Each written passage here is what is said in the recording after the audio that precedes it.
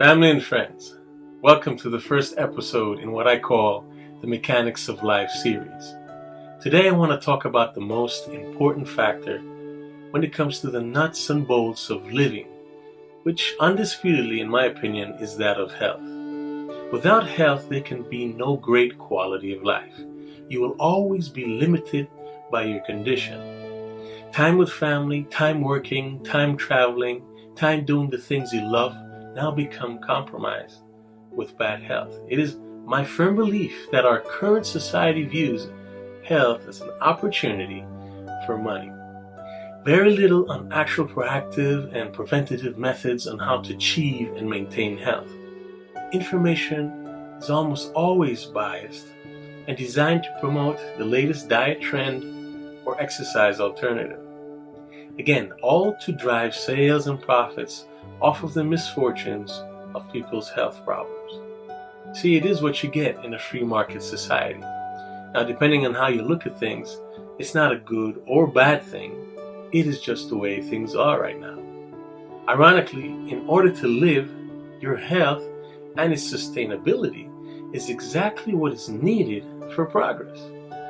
We all know there is no productivity when you are sick, but when you have an industry that thrives on that fact and is worth $1.3 trillion, being sick is now a staple of the economy. So how do we begin to address this responsibly as a society? And the answer is simpler than you think, and it starts with you.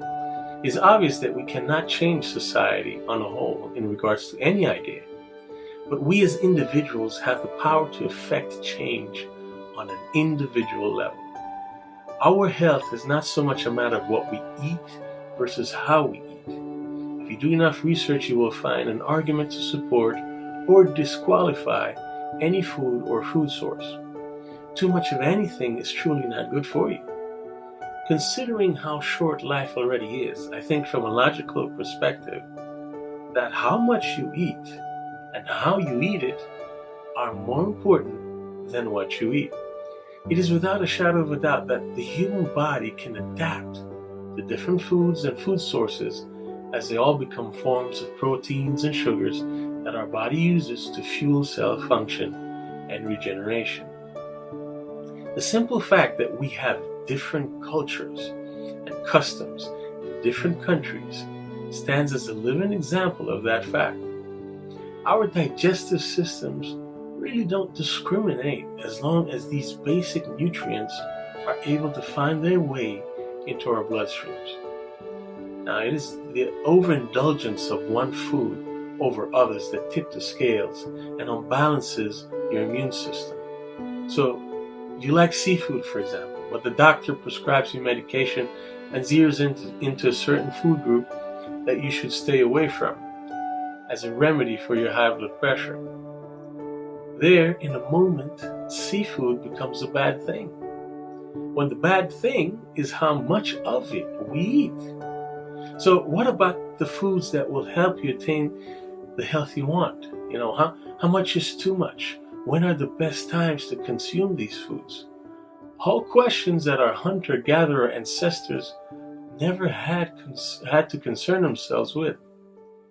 It was a natural balance to the process of eating, which related to energy spent to acquire the food. There were no reasons for stationary bikes, workout classes, or gyms. You either hunted or gathered your food.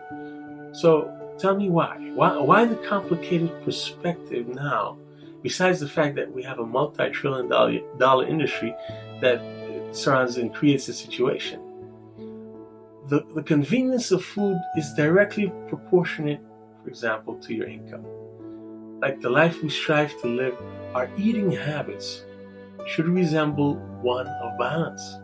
You see, it's the food that we are addicted to and that we just eat way too much of, combined with the stresses of life and the lack of proper rest and self-discipline. Controlling the addiction and eventual overeating is really the problem, and we confess to it every chance we get. I have the problem, how I love that drink, that bread, that rice, and all we are really doing is affirming that craving and eventually overindulgence of that food. just one more drink, one more bite. The best one is, I'll save that for tomorrow line, and you return to it every time you pass the refrigerator. We all struggle with this to some degree. The urge is not our fault. The urge is not a fault. It's the result of circumstance, stimuli, and environment, but it's however, ours to control. We all know that's much easier said than done. However, we are smart enough to recognize the problem and self-correct. The concept to grasp control is to remove one or all of those influences, stimuli, environment, or circumstances to achieve your desired goal. For example, if potato chips is your thing, then buy one small bag instead of 3 large ones. When it's done until you shop the next time. See, that was another advantage hunter-gatherers had. When food ran out, it ran out. There was no convenience store on the corner to get resupplies. So in today's world, if you can't have that control, then do the extreme in discipline for yourself. Don't buy the potato chips. If it's not there to eat, guess what? You won't eat it. Simple solution. However, you don't want to take away one thing and not replace it with something healthier and even more tastier. Why not? Maybe in this case, you may replace it with sweet potato fries, for example. But Coach AB, the good foods are expensive. Yeah, well, this is true. However, consider the things you spend your money on otherwise. Are any of them more important than your health or the health of your family? I say it all the time. You will eventually spend the same or more money handling the illnesses that you will get if you don't buy good food. Don't get me wrong, it's not just about buying expensive food. It's about buying the best that you can get. This can only happen when applying priorities responsibly. What is the most important aspect of life? It is obviously health. Shelter and food cannot be attained, guess what? Without health. Health of soul, health of mind, and ultimately health of body. And in that order, you prioritize what's most important, and you begin to realize what and where you should be spending your money. Another aspect of good health we all take for granted is rest. A proper rest does so much more for your immune system than any doctor or medication can. To lose weight, for example, or just feel better overall, get some quality sleep consistently. It slows the aging process down and sustains vitality in your life. Quality rest starts with little to no stress, which is also another big factor of good health. Our physical bodies are designed to cope with stress, but only if it's allowed the proper time to rest. However, the true battle with stress is fought in the mind.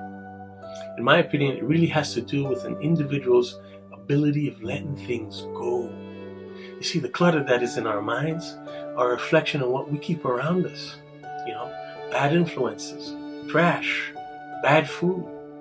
Clear the mind. You can declutter your surroundings, your environment, and this will make for the foundation for good mental health. This translates to great overall health. And third but not least, physical activity has always been a way of conditioning the body. It was especially true for ancestral hunter-gatherers. Whether it was in pursuit of the kill or scouring the earth for food, it all required physical activity. Again, balance in the natural process. Today there's very little lifestyles that can replicate this natural process. The best we can do is incorporate inventive ways to be physically active. The misconception with physical activity for health and development is that it needs to be intensive and repetitive. What it really needs to be, in my opinion, is consistent and most importantly, inspiring and fun.